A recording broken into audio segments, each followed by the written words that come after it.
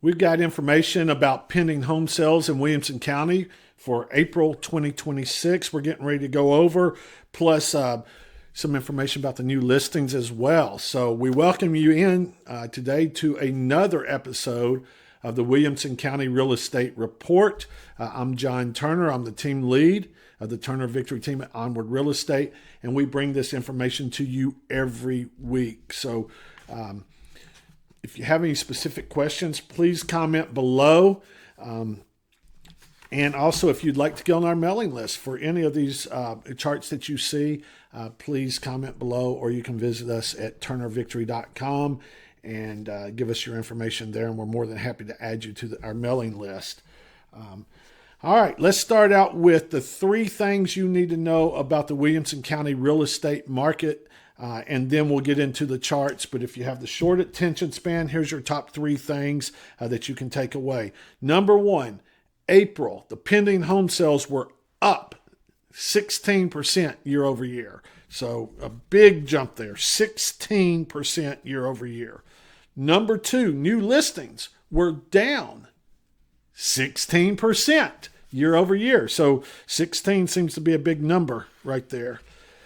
So that's the second thing you need to know about the Williamson County real estate market. Number three, we're going to talk about the cost of sellers if their home is on the market for 90 days or more. The cost, listen to this, over 73% of all listings that are on the market for over 90 days, over 73% never sell. They just don't sell.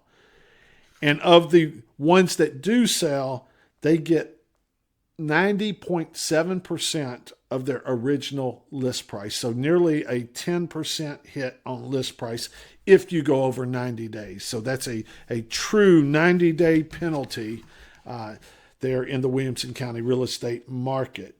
All right, let me switch on over here to my charts. Bear with me. So we could get into some of the details for all of those who geek out on charts like I do. Right now, the Turner Victory team, our market health score for Williamson County is 55. And that market health score brings in a lot of different things, not just local information, but it does bring in local information. It brings in some national information and different things that actually affect our real estate market.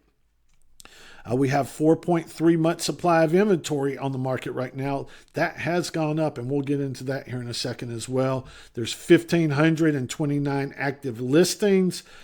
27, almost 28% of those that are active are new construction. We had 144 new listings this week. Almost 39% of those were new construction. Overall, as we said, there's 4.3 months supply of inventory. If you look 800,000 and below, we're in the green. That means we have 4 months or less supply of inventory. We also, in the 1 to 1.5 million, have less than 4 months supply. The 800 to a million and the 1.5 to 2, we are in a balanced market with a little bit over 4 months supply there. And then once you start getting over 2 million, you start getting into much longer time frame, 7 months and more as far as that goes. Let's look at a few of our different charts we have for you here at the Turner Victory team. First of all, we're going to look at our active inventory. It has gone up again, but we talked last week about this. This seems to be wanting to level out a little bit. So we had 1,511 homes on the market last week, 1,529 right now. So not a huge jump. So it does feel like this is trying to turn the corner. Maybe not. It certainly will be interesting over the next couple of weeks to see what happens there. Our month supply has been growing, but not growing quite as quickly as what we saw last year. So right now we're at 4.3 month supply. That is up over last year where we were at 3.7 month supply. But once again, it feels like this may be trying to level out a little bit. I would say that's a combination of less new listings and more pendings. As a matter of fact, we're going to look at that right now. Our new listings,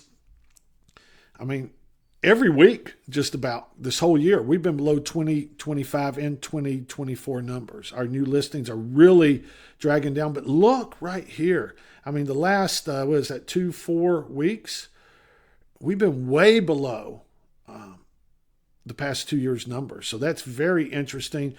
Shows that we may be getting a tightening of that inventory, especially whenever we look at our pending home sales. And let me pull off 2023 and 2024, because we've talked about early on about how we were dancing back and forth, the orange, which is this year, and the green, which is last year, and we were dancing back and forth, couldn't figure out which way we want to go. Well, for the past 5 weeks now, we have outperformed last year with pending home sales. So I would definitely call that a trend, and it's hard for me to imagine this not staying up, because we saw a steep dive over the next 3 weeks last year. So I would anticipate pending home sales will continue to surpass what we did in 2025. It remains to be seen, though. Here we are talking about the cost of 90 days on the market. I shared this with you earlier. This is it. Here it is in print. So 73.4% of homes that hit 90 days or more on the market don't even sell. Out of the 26.6% that do sell, they get 90.7% of their original ask price. So huge penalty if you're on the market 90 days in Williamson County. You really don't want to do that if you can help it. Let's look a little bit more at our April numbers as well. Our new listings, as we said, were down 16%. We had 777 new listings in April. 481 homes went under contract, or as we call them, pendings. That is up 16%. So that's very interesting that both of those are 16%. Whenever you look at our closings for the month of April were, and sometimes when I click on this, you can't really see it, so let me click off of it here, but they were up 9%. So we had 384 closings, 358 in 2024, 352 last year. So definitely an increase of a little bit above 9%.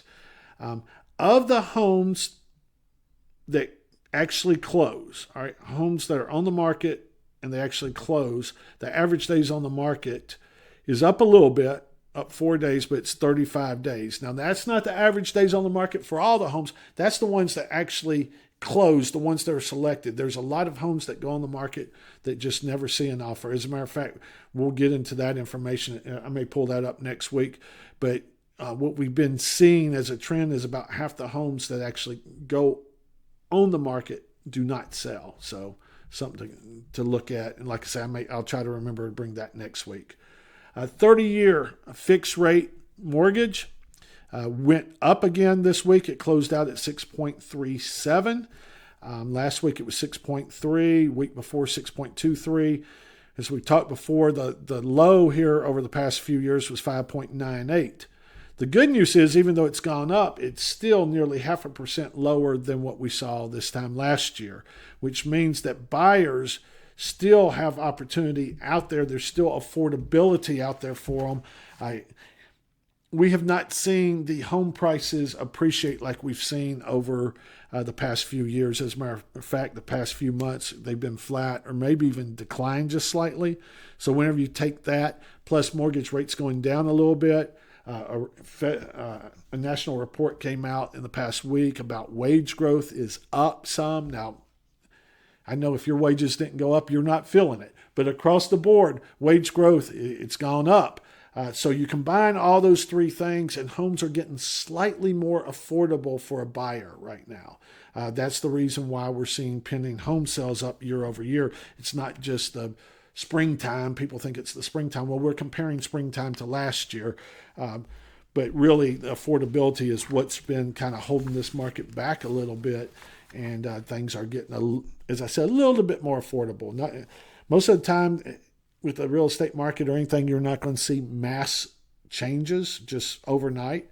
We did see that with COVID a little bit. And then in June of 2022, or was it July? Anyway, mortgage rates jumped up quite a bit, and we saw almost a halt to the market. So every now and then you will see something just drastically change it. But generally speaking, what you see is these small increments, and that's the reason why we like to look at this every week, so we can see the trends and see what's happening. Speaking of what's happening, almost 31% of all active listings have reduced their price in Williamson County. The average reduction is 4.8%, which means the average reduction is about $108,000. Here's interesting that, all right, so sellers, if you price correctly from day one and you sell in 39 days, okay, so that's kind of the average that we've got, you're getting about 98.9% of your asking price. But if you overprice, and whenever we talk overprice, and we're talking about you're needing to reduce your price, okay? That's kind of the way that we look at it, because it's hard to look at each house and say, well, where should it be price-wise? People have different opinions on that, but one thing that we could look at and say, this price was reduced. So if you reduced your price, it took 103 days to sell. That is, if you sold, and you netted out 91.6% of your original asking price. So there's a penalty for pricing too high and having to reduce. There's a penalty for being on the market for over 90 days. Both of them equate to real dollars for you. If you did reduce your price and you eventually close, you eventually sell, you normally in Williamson County have cut your price by 5%, which is about, for what we looked at, the data we looked at is about $116,000 price reduction across all price points. So the market will respond to a price reduction, but all the stats show you need to price it correctly from the start. So if you're thinking about selling your house, get with someone who's going to help you price it correctly from the start, so you're not going to go through a lot more heartache, a lot more time, and actually net out less money. If you're a buyer, I think these stats should at least give you hope that you've got some negotiating power, especially if someone's not pricing their house correctly from the start. They're probably getting a little bit more motivated. They're either stubborn or they're getting a little bit more motivated. So it might open up some room for you to actually go in there and to negotiate an even better deal than what we're already seeing on the market. I hope this information helps you. At the Turner Victory team, we enjoy using this information, not only to share with our fellow realtors, but to help our friends, family. We like to help our clients with this information, where we believe that good information allows you to make good decisions. And that's really what we're trying to do, is bring you good information you're probably not getting somewhere else, because of the way we break it down, the way we like to look at it, the charts we like to use, the take we like to, the different stats that we like to look at that just are not as easily available to you. So, but if you're looking for someone to guide you through this market, whether you're buying or selling, please reach out to myself. As I said, I'm John Turner. I'm the team lead of the Turner Victory team at Onward Real Estate. We'd love to help you. You can visit our website at turnervictory.com. And we bring this information to you every week. So we hope to see you next week. But until next week, we hope you make it a great week. And thank you for tuning in.